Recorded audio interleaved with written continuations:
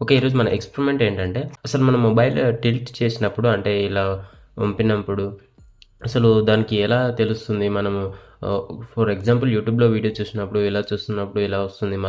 మళ్ళీ ఇలా టైప్ చేసినప్పుడు ఇలా గూడా వస్తుంది.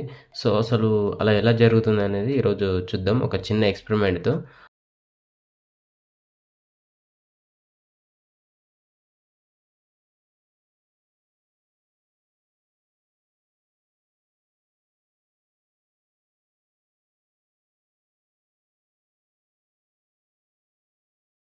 అండ్ ఫైనల్లీ కోడ్ అప్‌లోడ్ అయిపోయింది. చూసుకోవచ్చు. యారో మార్క్‌ని బాగా గమనించండి.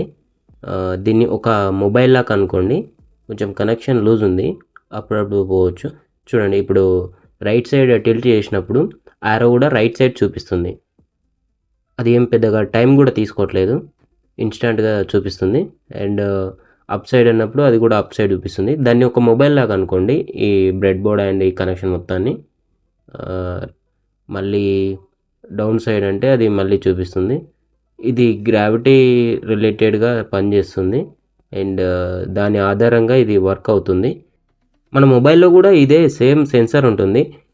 దాన్ని బేస్ చేసుకొని మన మొబైల్ గూడా టిల్ట్ అవుతుంది. ఎక్కడ మలిపినప్పుడు అక్కడ ఫాస్ట్‌గా మళ్ళడం.